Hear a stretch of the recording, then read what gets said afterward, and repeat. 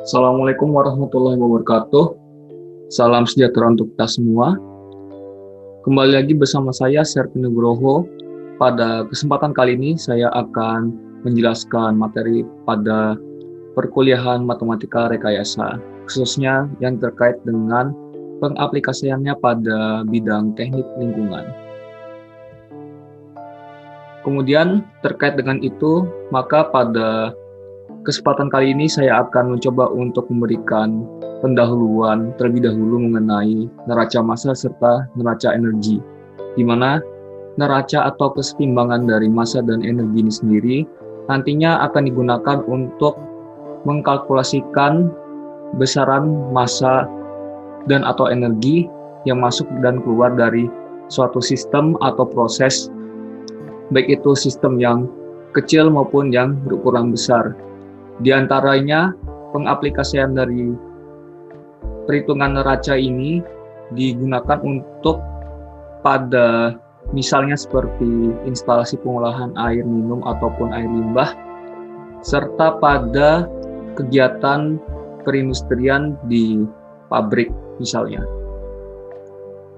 Adapun juga nantinya ini untuk perhitungan neraca massa dan energi juga akan dilakukan baik itu neraca secara keseluruhan atau neraca total ataupun neraca komponen, di mana perhitungan dari kesetimbangan massa dan ataupun energi ini sendiri dilakukan pada beberapa komponen atau unit atau proses tertentu. Pertama-tama kita akan masuk dulu untuk memahami mengenai pergerakan atau perpindahan dari massa dan energi ini sendiri. Pada umumnya terdapat semacam dua tempat seperti sistem, di mana sistem ini merupakan ruang atau tempat berlangsungnya suatu proses atau reaksi, serta ada pula lingkungan yang merupakan segala sesuatu yang terdapat di luar sistem. Bisa dilihat pada di sebelah kiri layar Anda bahwa antara sistem dengan lingkungan tersebut terdapat semacam batas berupa garis lingkaran, di mana batas antara sistem dan lingkungan ini juga nantinya akan mempengaruhi interaksi perpindahan baik itu massa ataupun energi yang masuk maupun massa ataupun energi yang keluar. Terkait dengan sistem ini pula, untuk berdasarkan dengan interaksi antara sistem dengan lingkungannya ini sendiri juga terdapat 3 jenis sistem. Yang pertama itu ada sistem terbuka, di mana pada sistem ini memungkinkan terjadinya adanya pertukaran panas atau kalor serta materi atau zat antara lingkungan dengan sistem. Kemudian ada juga sistem tertutup, di mana pada sistem ini memungkinkan terjadinya pertukaran panas antara lingkungan dengan sistem, namun pada sistem jenis ini tidak memungkinkan terjadinya pertukaran zat atau massa. Berikutnya yang terakhir ada sistem terisolasi, di mana pada sistem jenis ini tidak memungkinkan terjadinya pertukaran panas atau kalor serta massa antara lingkungan dengan sistem. Setelah itu juga pada kegiatan-kegiatan yang berkaitan dengan perhitungan neraca massa dengan energi ini juga perlu diperhatikan dari berlangsungnya proses yang terjadi di dalam sistem tersebut. Pada realitinya, terdapat setidaknya ada 2 keadaan. Yang pertama itu ada proses atau keadaan steady state, di mana semua aliran di dalam sistem mempunyai laju, komposisi, massa, dan suhu yang tetap atau tidak berubah terhadap waktu. Sehingga pada sistem ini, jumlah akumulasi di dalam sistem ini cenderung konstan atau tetap. Kebalikannya terjadi pada jenis proses yang lainnya, yakni proses unsteady state atau transient, di mana pada sistem ini, dalam proses ini terjadi perubahan dalam sistem terhadap waktu, baik itu berupa perubahan laju, komposisi, massa maupun suhu. Karena adanya perubahan laju tersebut, maka perubahan akumulasi di dalam sistem tersebut harus diperhitungkan, baik itu berupa massa maupun energi. Kemudian kita akan masuk ke neraca massa, di mana secara definisinya ini merupakan suatu perhitungan yang tepat dari semua bahan-bahan atau zat yang masuk, terakumulasi, dan keluar dalam waktu tertentu. Adapun untuk jenis dari neraca massa ini sendiri terbagi menjadi dalam beberapa kategori.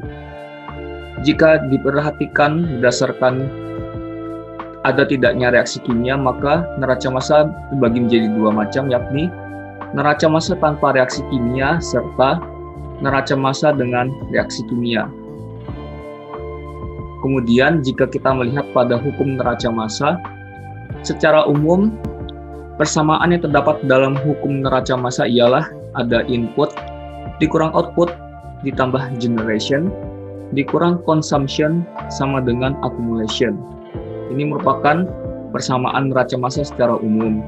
Adapun untuk input ini merupakan aliran masuk dalam sistem, kemudian output merupakan aliran keluar dari sistem, consumption itu merupakan reaktan yang digunakan dalam reaksi kimia, kemudian ada generation yang merupakan produk yang terbentuk dikarenakan terjadinya reaksi kimia, yang terakhir ada accumulation yang merupakan zat-zat atau materi yang terkumpul di dalam sistem. Kemudian jika kita melihat berdasarkan aliran prosesnya, maka neraca massa ini terbagi lagi menjadi 4 macam. Yang pertama itu ialah ada aliran yang searah, kemudian ada aliran recycle, yang ketiga ada aliran bypass, dan terakhir adalah aliran purge.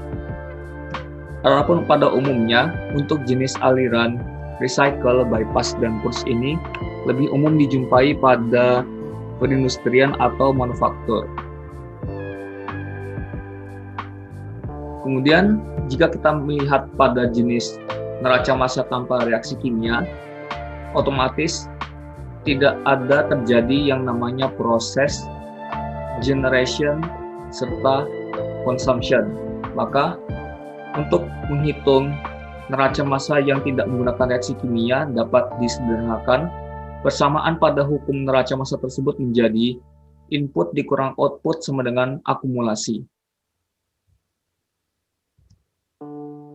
Kemudian berikutnya kita melihat pada aliran proses untuk searah, di mana bisa dilihat pada layar Anda bahwa hanya terdapat satu jenis neraca massa di sini, yaitu akumulasi sama dengan beban input dikurang beban output.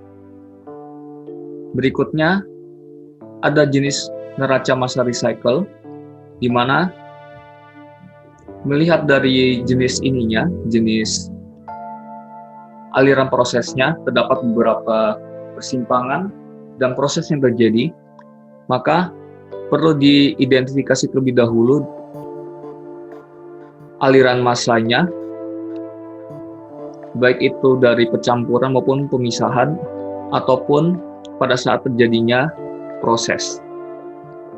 Pada contoh kali ini, di layar Anda terdapat setidaknya 4 jenis neraca massa. Yang pertama, ada neraca massa total, itu sama dengan fresh feed atau umpan yang masuk, itu sama dengan net produk atau hasil produk yang telah dipisahkan.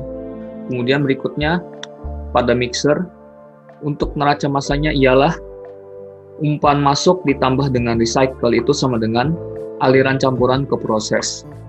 Berikutnya ada neraca massa pada separator, yaitu produk kasar sama dengan net produk ditambah recycle.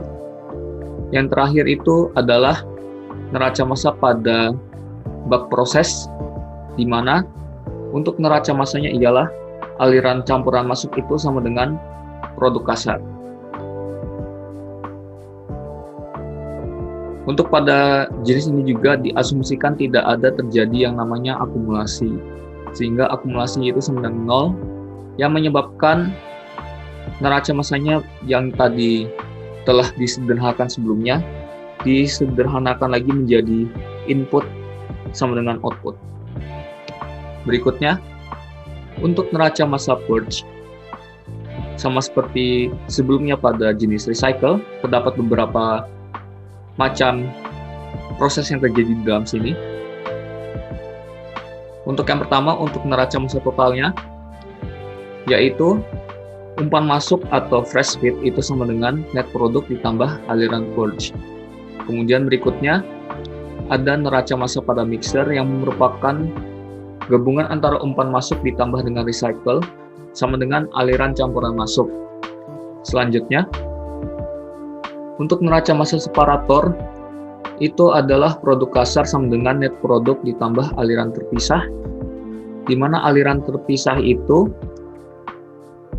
didapatkan dari pemisahan produk kasar yang keluar dari proses menuju ke separator, sehingga separator memisahkan dua jenis aliran, yakni net produk serta aliran terpisah. Kemudian, aliran terpisah ini sendiri juga akan terbagi lagi menjadi dua, menjadi recycle ditambah aliran purge, atau yang dibuang ke lingkungan atau diolah limbahnya pada proses lanjutan.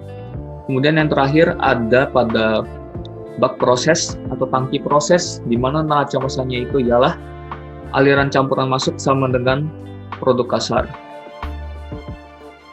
Kemudian yang terakhir ada neraca massa bypass, di mana kita perlu mengidentifikasi terlebih dahulu proses apa saja yang terjadi yang menyebabkan neraca massanya itu terpisah ataupun tergabung ataupun yang termodifikasi dalam proses. Untuk yang pertama, seperti biasa kita melihat pada neraca massa totalnya terlebih dahulu, di mana pada jenis ini ialah umpan masuk atau fresh feed itu sama dengan produk. Kemudian berikutnya pada mixer, di mana fresh feed itu sama dengan aliran masuk proses ditambah dengan bypass. Kemudian ada pada separator juga, di mana produk kasar yang keluar dari bak proses itu ditambah dengan aliran bypass, itu sama dengan aliran produk. Kemudian yang terakhir pada bak proses, di mana aliran masuk proses itu sama dengan aliran keluar proses. Selanjutnya kita masuk ke neraca energi, di mana secara definisi neraca energi merupakan perhitungan dengan menggunakan persamaan matematis yang menyatakan hubungan antara energi masuk dan energi keluar dari suatu sistem berdasarkan pada satuan waktu operasi. Sama seperti pada neraca massa juga, untuk neraca energi ini juga terbagi menjadi beberapa jenis. Jika didasarkan pada keterlibatan hubungan antara sistem dengan lingkungannya sendiri, ada dua jenis, yakni ada neraca energi pada sistem tertutup serta neraca energi pada sistem terbuka. Kemudian berdasarkan keterlibatan reaksi kimianya juga, neraca energi terbagi lagi menjadi dua, yakni ada neraca energi tanpa reaksi kimia serta neraca energi dengan reaksi kimia. Namun untuk pada kesempatan kali ini, saya akan lebih memfokuskan pada untuk perhitungan neraca energi berdasarkan pada sistemnya saja, dikarenakan sebagai permulaan untuk memahami neraca energi ini sendiri, alangkah lebih baiknya mungkin jika kita memulainya dari yang lebih simple terlebih dahulu. Kemudian berdasarkan jenis energi ini sendiri kemudian berdasarkan tipe energi menurut polling EB dan kawan-kawan tahun 2008, jika didasarkan pada materi, baik itu materi yang masuk serta yang keluar, untuk energi yang terdapat dalam materi yang mengalir itu ada terbentuk energi potensial, kemudian energi kinetik, energi dalam, dan entalpi. Kemudian untuk jenis energi yang dapat ditransfer dari lingkungan ke sistem dan sebaliknya itu ada dua jenis, yakni ada kerja serta panas atau kalor. Adapun untuk perhitungan persamaan pada masing-masing jenis energi ini dapat dilihat pada bagian akhir dari video. Kemudian kita melihat pada persamaan neraca energi secara umum, hampir sama seperti pada hukum neraca massa, di mana ada energi yang masuk ditambah dengan energi yang terbentuk itu sama dengan akumulasi, ditambah dengan energi yang keluar ditambah energi yang terpakai. Kemudian jika kita melihat pada hukum termodinamika 1 yang berkaitan dengan energi, di mana pada hukum tersebut menyatakan bahwa energi tidak dapat diciptakan ataupun dimusnahkan. Maka untuk persamaan yang di atas ini tadi kita sederhanakan, khususnya pada energi yang terbentuk serta energi yang keluar itu kita nyatakan dengan 0. Maka persamaan di atas ini tadi kemudian tersederhanakan atau disimplifikasikan menjadi akumulasi sama dengan energi yang masuk dikurang dengan energi yang keluar. Kemudian secara umum juga tadi sudah dijelaskan sebelumnya pada beberapa saat yang lalu bahwa untuk energi yang dibawa oleh materi atau zat itu umumnya mengandung energi potensial, energi kinetik, serta energi dalam. Sehingga untuk persamaan umum neraca massa yang tadi di bagian sebelumnya, di mana akumulasi sama dengan energi yang masuk dikurang dengan energi yang keluar itu, pada masing-masing energi tersebut disubstitusi menjadi energi potensial ditambah energi kinetik ditambah energi dalam, di mana untuk yang masuk kita nyatakan dengan 1, untuk yang keluar kita nyatakan dengan 2. Kemudian persamaan tersebut disederhanakan kembali, maka persamaan tersebut akan menjadi akumulasi sama dengan energi potensial ditambah energi kinetik ditambah energi dalam. Atau mungkin lebih tepatnya, akumulasi sama dengan delta EP ditambah delta EK ditambah delta U. Namun dengan catatan bahwa untuk pada persamaan neraca energi ini masih belum melibatkan energi-energi yang dapat ditransfer ke dalam dan keluar dari sistem seperti kerja dan panas. Jadi untuk pada sistem tertutup dan terbuka nantinya keterlibatan dua jenis energi tersebut akan dilibatkan ke dalam persamaan yang telah kita sederhanakan ini, dan itu akan saya sampaikan pada video yang lainnya. Kemudian berikut ini merupakan beberapa jenis persamaan yang dapat Anda lihat pada setiap tipe-tipe energi yang saya sebutkan tadi.